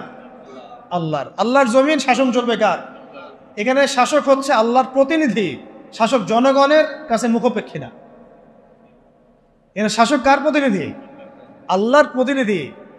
আল্লাহকে রাজি খুশি করার জন্য সে জনগণকে ভালো রাখবে, জনগণের কাছে বাহবা পাওয়ার আশায় না, যে আমি আপনাদের জন্য এটা এটা করতেছি, আপনারা আমাকে ভালো বলবেন, এই নিয়েতেও না, বরং আল্লাহ তুমি দেখো আমি তোমার দেওয়া দায়িত্ব পালন করছি। কেন ওমর রাদিয়াল্লাহু আনহু রাতের অন্ধকারে ঘুরে বেড়াতেন আর মানুষের দুঃখ দুর্দশা দেখতেন? কেন কেন তিনি দেখলেন যে একটা চুলার মধ্যে এক মা রান্না করতেছেন, খাবার নাই, নিজে গিয়ে বাইতুল মাল থেকে নিজের কাঁধে করে নিয়ে এসে তিনি তাদেরকে দিলেন? কি কি উদ্দেশ্যে? ওই মায়ের কাছে কোনো বাহবা পাওয়ার উদ্দেশ্যে? ওই বাচ্চাদের কাছে কোনো বাহবা পাবেন এই উদ্দেশ্যে? ভালো বলবেন এই উদ্দেশ্যে? দুনিয়াবি কোনো স্বার্থে? কোশ্চিন কালেও না। শুধু এক আল্লাহকে খুশি করার জন্য এবং তার ভয়ে যে আমার আন্ডারে যদি কোনো ব্যক্তি জুলুমের শিকার হয়, তাহলে তো আল্লাহ পাক আমাকে ধরতে পারে, আর আমি যদি তার এই দুঃখ দুর্দশা দূর করে দেই, আল্লাহ পাক আমার দুঃখ দূর করে দিবে, সন্তুষ্ট হবে। এখানে একটা মারাত্মক পয়েন্ট আছে যেটা আমরা মিস করতেছি। তরুণ ভাইদেরকে বলবো, নিয়াত ঠিক করে নাকি? আপনি কোন নিয়াতে এবং কি উদ্দেশ্যে লড়াই করছেন এবং সংগ্রাম করছেন। অবশ্যই জালেমের বিরুদ্ধে দাঁড়িয়ে যাওয়াটা অনেক বড় একটা সওয়াবের কাজ এবং এটা বিশাল মর্তবা, কিন্তু কাজ এখানে শেষ নয়। কাজ শেষ হবে কখন? যখন আল্লাহ পাকের জমিনে আমরা আল্লাহর খেলাফত বাস্তবায়ন করতে পারব। আমার কথা কি বুঝতে পারতেছেন আপনারা?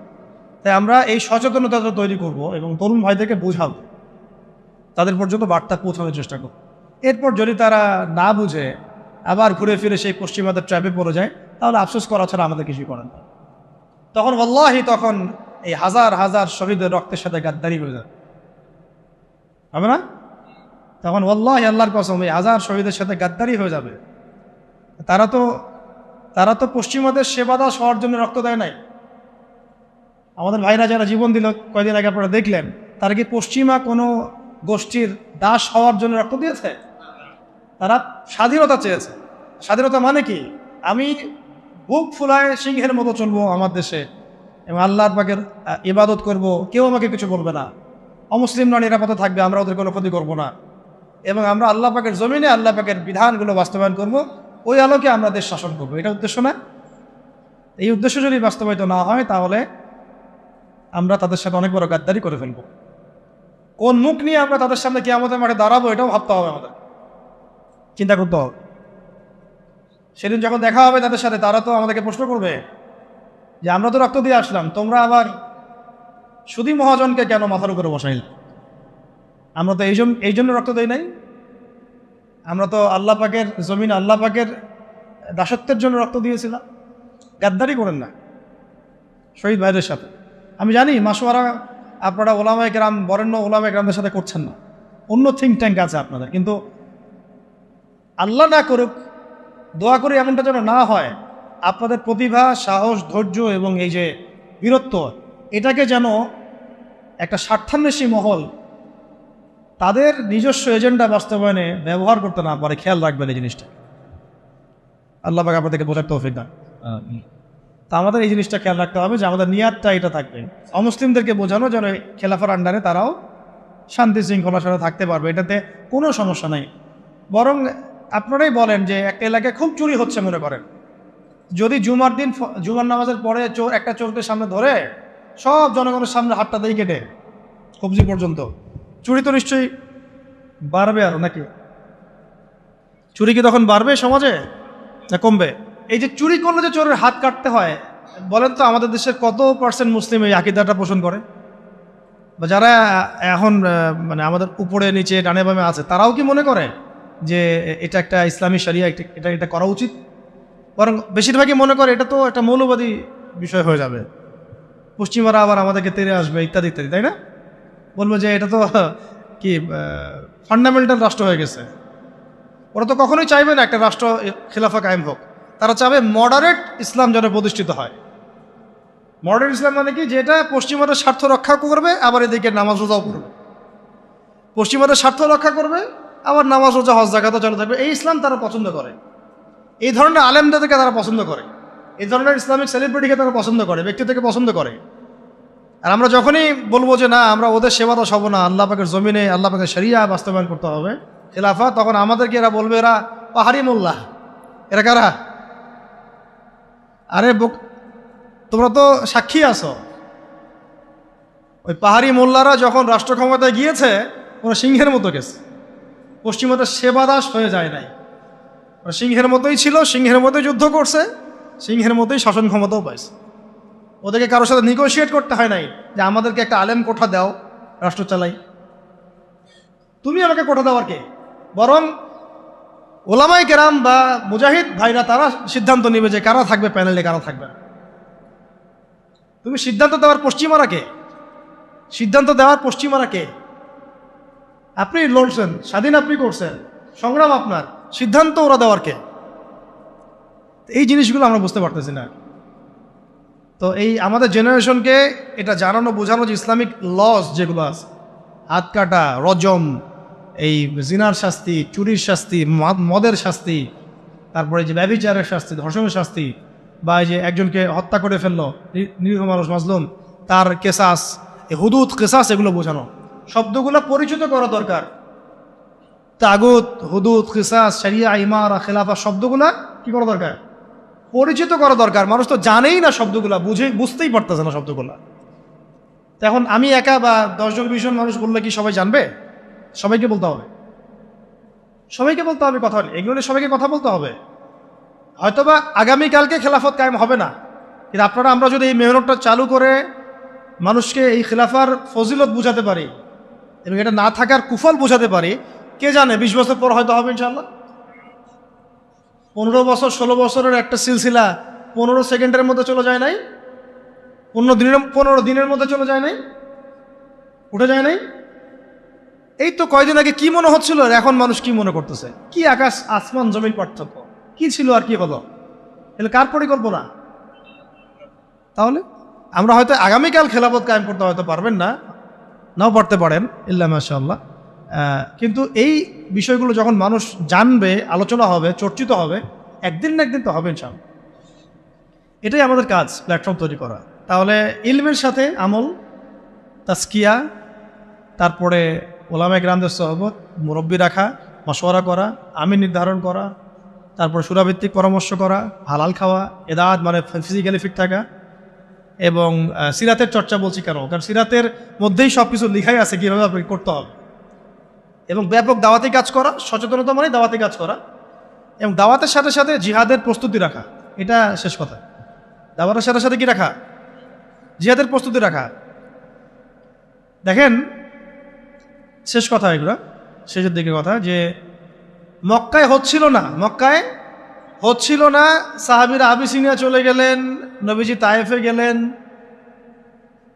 কে জানতো যে মদিনা থেকে 6 জন ব্যক্তি আসবেন, সেখানে আবার ইসলাম পৌঁছাবে, সেখানে ইসলামিক রাষ্ট্র কায়েম হবে? কে জানতো? কেউ জানতো? দেখেন, দাওয়াতের মধ্য দিয়ে ইসলামিক রাষ্ট্রটা কায়েম হয়েছে, আর ওইটা একটা ইমারা প্রতিষ্ঠা হয়েছে। তারপরে দেখেন, পুরো আরবের মধ্যে যে ইসলামিক খেলাফার রূপরেখাটা, এটা কিন্তু শুধু দাওয়াতের মাধ্যমে তখন হয়নি, সাথে সাথে জিহাদও লেগেছে। আল্লাহ নবী সাল্লাল্লাহু আলাইহি ওয়াসাল্লাম মদিনার এই 9-10 বছরে কয়টা যুদ্ধ করেছেন আপনারা জানেন? 81টা বা 87টা, এরকম আর কি পরিসংখ্যান। নিজে করেছেন, নিজে। আমি সিরাত পড়েছি এবং সিরাতের আমি খুব ভালো স্টুডেন্ট, এবং আল্লাহর রহমতে আমরা সিরাত পড়াচ্ছি অনেক মানুষকে, আলহামদুলিল্লাহ। সিরাতটাকে আমি খুব গভীরভাবে পড়ার চেষ্টা করি, কারণ এখানেই সলিউশনগুলো দেয়া আছে। প্রতি 1 থেকে 1.5 মাসেই যুদ্ধ হয়েছে, যুদ্ধের উপর যুদ্ধ। 9 বছর আপনি পড়েন মাদানী জীবন, 9 বছর প্রতি মাসেই যুদ্ধ হয়েছে, কমপক্ষে 80টা। এটাতে নবী সাল্লাল্লাহু আলাইহি ওয়াসাল্লাম নিজে উপস্থিত, সারিয়া গাজওয়া মিলে। আর সারিয়া হিসাব করলে আরও বেশি হবে, যে গাজওয়ার কথা বলছে। তো ওইটার প্রিপারেশন রাখা, তো এটা পরবর্তী স্টেপ। আগে স্টেপগুলো আমাদেরকে সাজিয়ে নিয়ে এই পুরো ছকটাকে মাথার মধ্যে রেখে এখন আমাদের মৌলিক কাজ হচ্ছে সবাইকে খিলাফা কনসেপ্টটা বোঝানো, সচেতনতা তৈরি করা, এর সুফলগুলো তুলে ধরা, এবং অমুসলিমদের যে ভীতি কিছু আছে, ইসলাম সম্পর্কে নেগেটিভ কিছু ধারণা আছে, এগুলোকে দূর করানো, এবং একটা জামা ফর্ম করে ফেলা। জামা মানে একটা প্ল্যাটফর্ম ফর্ম করা, যারা খিলাফা মুভমেন্ট নিয়ে সামনে কাজ করবে সব। এবং এটা অবশ্যই মুরব্বীদের পরামর্শে, সুরাভিত্তিক, এবং যারা এখানে নিজে জানমাল উৎসর্গ করার জন্য প্রস্তুত থাকবেন, তাদেরকে অবশ্যই জ্ঞানী হতে হবে, আমলদার হতে হবে, তাসকিয়া অর্জন করবেন, এবং ধৈর্য ধরবেন। কি করবেন? ধৈর্য ধরবেন। এটা একদিনের কোনো মেহনত না, একদিনে হবে না। যেটা একদিনে হয় সেটা একদিনই টেকে, এটা মেহনত করে অর্জিত হয় সেটা অনেক দিন টিকে ইনশাআল্লাহ। তো আমি মনে হয় যথেষ্ট বলেছি এই বিষয়টা। আজকে এইগুলো আমি স্কিপ করলাম, ইনশাআল্লাহ অন্য কোনো সপ্তাহে আমরা দার্সে এগুলো আলোচনা, এই প্রশ্নগুলোর উত্তর দিয়ে দেবো ইনশাআল্লাহ তাআলা। তো সর্বশেষ কথা হচ্ছে, আমরা আজকের আলোচনা যা শিখলাম, দ্বীনের ব্যাখ্যা, ইসলামের ব্যাখ্যা, ইসলামের রাজনৈতিক দর্শন, খিলাফা কনসেপ্ট, এর উপকারিতা, কিভাবে প্রতিষ্ঠা করব, রূপরেখা কেমন হবে, এগুলো নিয়ে কিছুটা আলোচনা করার প্রয়াস আজকে আমরা পেয়েছি। সব আলোচনা হয়তো আসে নাই, আরও একদিনে আসবেও না, আরও সেশন লাগবে ইনশাআল্লাহ। ঠিক আছে? আল্লাহ পাক আমরা সবাইকে আল্লাহ পাকের জমিনে আল্লাহর দ্বীন প্রতিষ্ঠা করার তৌফিক দান করেন। জমিন আল্লাহর শাসন চলবে, জমিন আল্লাহর বিধান চলবে, এই কনসেপ্টের নামই ইসলামী খিলাফা। সহজ পথ। সহজ কথা এটা, যে আল্লাহর জমিন শাসন চলবে আল্লাহর, আল্লাহর জমিন বিধান চলবে আল্লাহর। আমরা এখানে আল্লাহর প্রতিনিধি মাত্র, আমরা আল্লাহ পাকের খলিফা। খলিফার ফাংশনই হচ্ছে খিলাফা কায়েম করা, আর খিলাফা হচ্ছে ইসলামের রাজনৈতিক দর্শন। এর বাইরে যা আছে এগুলো সব কিছুই বাতিল। সাময়িক কিছু উপকারিতা দিতে পারে, সাময়িক উপকারিতা কিছু দিতে পারে, কিন্তু এটা কখনোই মুসলিমদের স্বাধীনতা অর্জনের একমাত্র মাপকাঠি বা মানদণ্ড কখনোই হতে পারে না। আর এটাকে যারা স্বাধীনতা মনে করে, এরা দিনে দুপুরে জেগে জেগে স্বপ্ন দেখতেছে। আল্লাহ পাক এই ঘোরটা কাটায় দেন, আমিন। আল্লাহুম্মা আমিন। রব্বানা যালামনা আনফুসানা ওয়া ইল্লাম তাগফির লানা ওয়া তারহামনা লানাকুন্না মিনাল খাসিরিন। আল্লাহুম্মা আতিনা ফিদ দুনিয়া হাসানাহ